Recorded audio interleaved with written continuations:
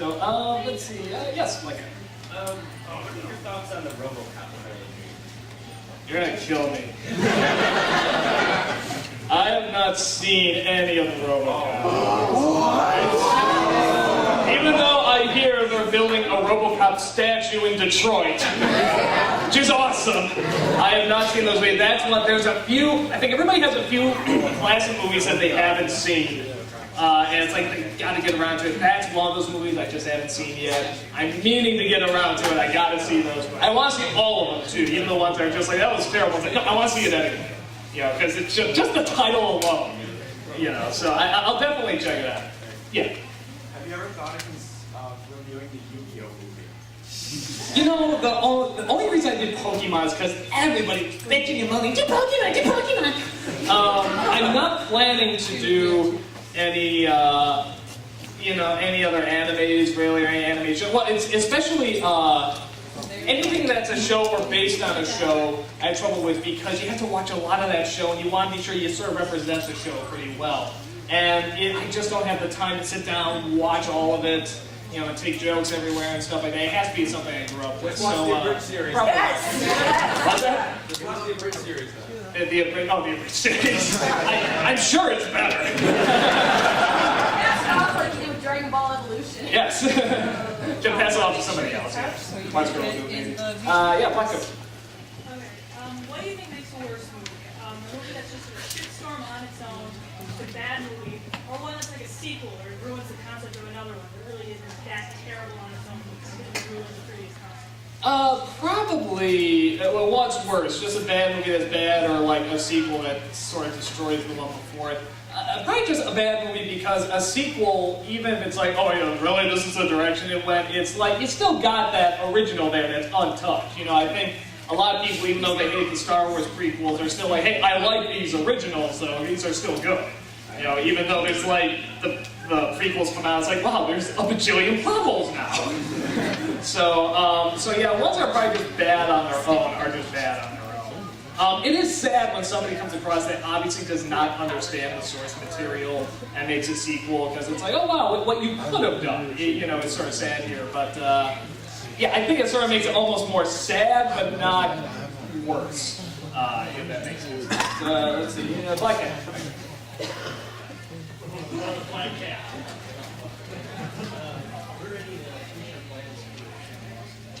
The future plans for Channel Oz. Well, we got Mr. Thumbs going, which is really good. We're looking, just to keep expanding out and do like more sort of like internet.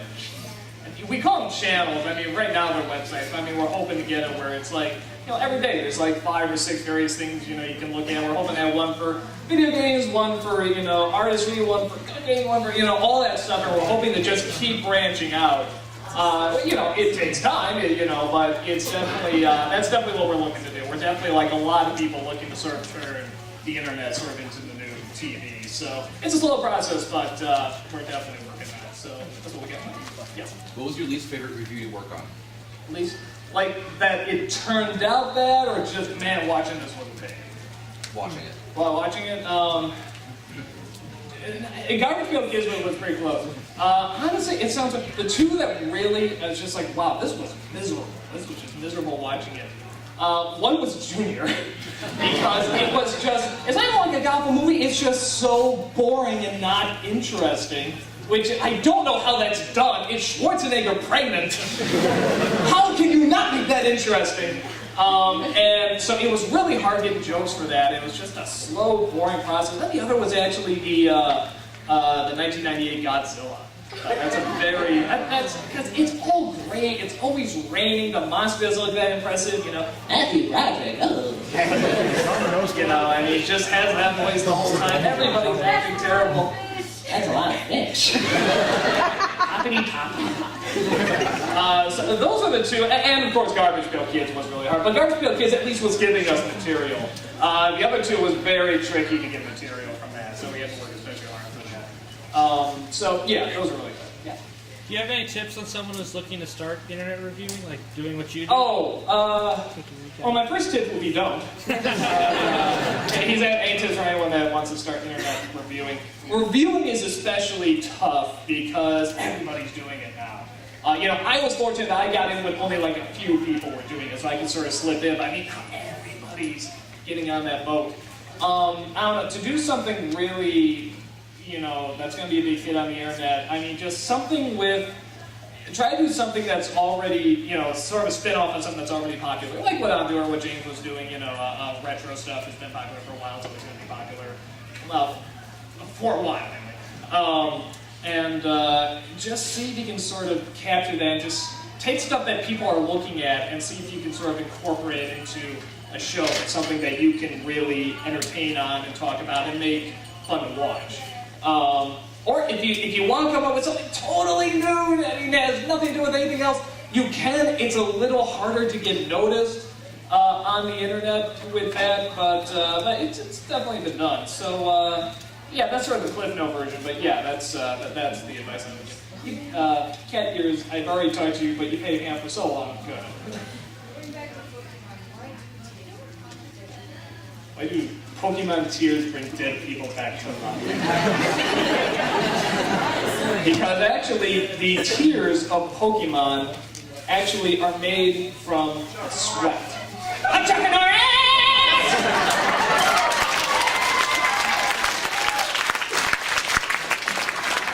Pokemon are just Chuck Norris's sweat. Want you to know it, huh? Let's see. Let's do Bucket. Correct me if I'm wrong, this was a while ago. Angry Joe did just this little skit thing at one point where he was calling you over Marvel vs. Capcom 2. Yeah. And he said, just wait till Marvel vs. Capcom 3 comes out. Is he doing anything with you? Yeah, we're gonna do, and actually, as soon as I get back, we're gonna see if we can do because I'm not a gamer, but I love those games. So I did just get Marvel vs. Capcom 3, and it's fun. So we're working on I'm trying to get the characters down and stuff like that, playing stuff. So yeah, we're definitely gonna do something with that. I'm not that great. Like really, I'm just above average. I mean, I can sort of go in and just do my thing. But I mean, the people that are like really good, and I go to tournaments. I mean, they got the exact buttons, the exact combos. Okay, I sort of know what to do this. I sort of know this can do something, switches it. I mean, the people that know their stuff really know their stuff. So I mean, if we went to like a serious tournament, I'd probably get wasted. But if I go against just whatever, an everyday player, I'm pretty good. Like Uncle Yo. I'm like, Angry Joe's just like, this man is unbelievable. I'm like, what? So, let's see, let's do Redhead. At one point, after you started to solve the critic, did you realize it was going to take off the way it did so you could actually do this as a full-time job? I didn't know I'd be doing this as a full-time job. This started off just as a hobby, with like 5-second movies, and so that just really caught on. I just started, okay, I have to, keep these people for something. I don't know why. I can't make money out yet, but I have all these people looking at me, I should keep them. So I kept making 5-second movies, and I started doing sketches and Nostalgia Critic and stuff. And really, is just a friend of a friend. I knew Bargo from college. He knew Mike Machad. Mike Machad comes along and say, hey, I'm starting this company called Channel Awesome. You be this great, sort of lift off of that. So we, so pretty much just went from there and said, I can make it, you can get paid for this. And this is back when nobody's getting money. Like 5 people getting money on the internet. Like Google, eBay, I don't even think Google was. But sure enough, he came through and they turned this into a living. So at what point did I know it was going to take? I didn't know it was going to take on. I just knew because it was fun. And I wanted to see if I was funny. Like, okay, I know the editing's funny. There wasn't a moment where you just realized that, holy crap, what have I done? No, there is one, and that's when people start dressing up like me. No, it's not bad, but it's just like, holy crap. Well, yeah, like you said, what have I started? So it is still, it is interesting, just thinking when I was just like, what would the Nostalgia Critic? Probably Suko, an hat, later, white shirt, a tie, and now it's like a symbol. It's like that's what people wear to show, I'm the Nostalgia Critic, I support his stuff. I mean, so it is very surreal, but it's incredibly, it's incredibly wonderful. It's such a good feeling when you see people dressed up like that. So it's really, really cool. Shades. When is that dude in the suede coming back? We are hoping to have him back, actually. So we're sort of in the talks about it. He's got a lot going on right now, but hopefully soon he is going to be back. He was a real good contributor and just a great guy too. So we are hoping that. Yes, you enjoy my band. That's awesome. When or what was it? When? Wait. Might be close to 4 years now, something like that. I think it was. I'm trying to remember. See, now I forget. I know I did one that was sort of like a trailer for a nostalgia critic where I did the new Transformers movie, which is very much like a bum review now.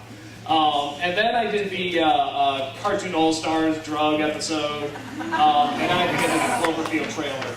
And the Transformers and the Cloverfield trailer review, you know, that at the time, because when I saw that trailer, I knew that people were going to talk about it. Everyone's going to be like, what was that? What, blah, blah, blah. So I just ran into my room after I saw Transformers. I'm like, I got to get on this right away. And same thing with the Transformers review.